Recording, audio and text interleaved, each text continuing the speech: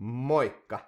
Mun nimi on Esko Mäki ja mä otin tähän projektiin 2 kännykällä käytettävää hyvinvointisovellusta.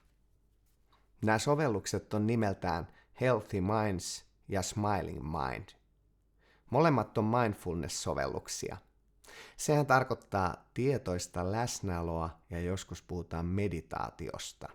No, eihän se sen kummempaa kuin keskittymistä, havainnointia ja läsnäoloa nykyhetkessä, reagoimatta mihinkään. Luulisi, että on helppo homma, mutta olen itse ainakin huomannut, että tässä nykyajan meiningissä sille on paikkansa, että näitäkin taitoja harjoitellaan. Ja mulla tuli mieleen, että mites tämä teknologia nyt voisi auttaa meitä tämmöisessä asiassa. Ja onko siinä edes mitään järkeä yhdistää tämmöinen sovellus tämän kaltaiseen asiaan. Sen takia mä lähdin kokeilemaan tätä. Tietysti kiinnosti myös tämä pelillistäminen ja miten tämä vaikka kouluissa toimisi. Tämän ensimmäisen Healthy Minds-sovelluksen taustalla on yhdysvaltalaisen neurotieteilijä Richard Davidsonin voittoa tavoittelematon yhtiö. Sovellus hyödyntää yliopiston tutkimuksissa saatuja tuloksia. Yhtiö tarjoaa myös maksullisia koulutuksia hyvinvointiin. Ja täältä yhtiön sivuilta löytyykin paljon tietoa sen hyödyistä ja tutkimuksesta sekä yhtiön historiasta. No niin, ladataanpa sovellus kännykkään ja lähdetään kokeilemaan. Healthy Minds tarjoaa heti selkeän polun tietoisuustaitojen kehittämiseen ja yhteyden sekä oman näkemyksen ja tarkoituksen löytämiseen. Näitä harjoituksia voi tehdä joko istualtaan tai sitten liikkuessa. Alussa sovellus tekee tutkimustarkoituksiin kyselyn käyttäjän omista tämänhetkisistä tuntemuksista. Oma kokemukseni mukaan nämä kysymykset sekä ensimmäiset harjoitukset loivatkin tosi hyvän pohjan tälle omalle polulle, mitä oli sitten kiva alkaa toteuttaa. Hi, my name's Cortland Dahl.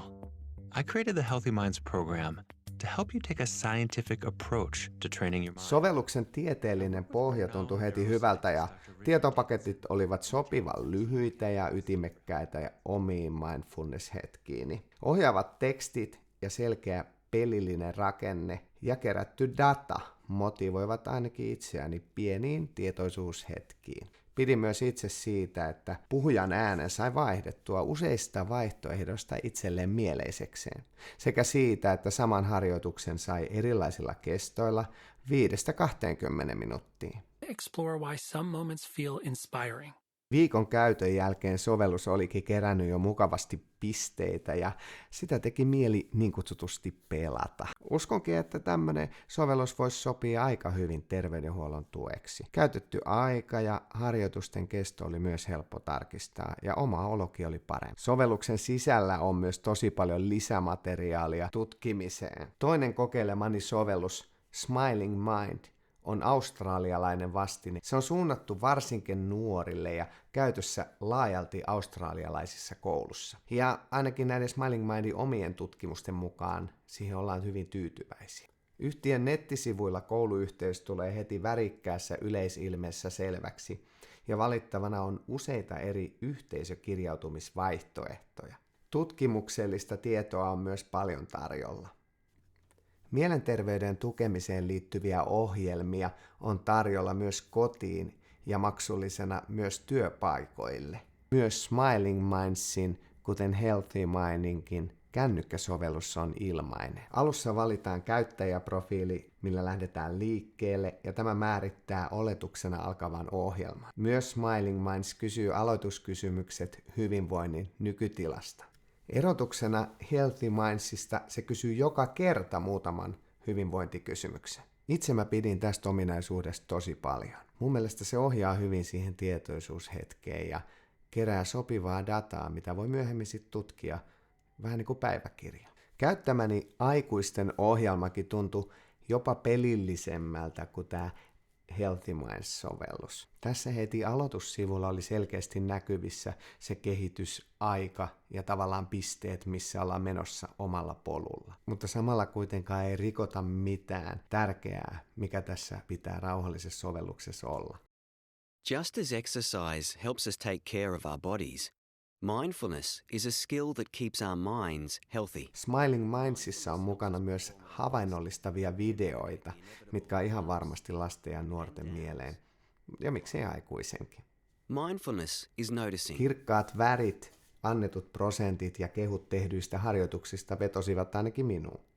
Sovelluksen käyttöä voikin suositella myös suomalaisessa koulussa, mikäli englannin kielen taito on hallussa. Mä tykkäsin myös siitä, että tämä tarjoaa myös kaveritaitojen harjoitteluun tai vaikka opiskeluun keskittymisharjoituksia. Ja mikä parasta, nämä on tosi lyhyitä nämä osa harjoituksista, eli tämän voi ihan mihin vaan väliin vetästä. Smiling Minds-sovelluksessa pystyy valitsemaan 2 eri lukijan välillä. This is a relationship appreciation meditation.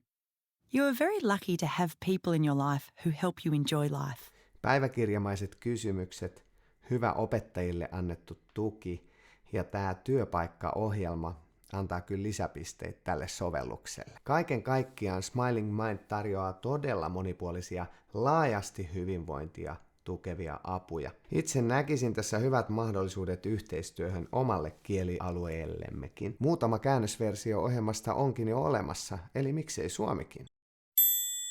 No, mitä mulle itselleni tapahtui, kun mä käytin näitä sovelluksia? Ainakin sen mä huomasin, että tällaiset lyhyet rauhoittumishetket tekee mulle hyvää.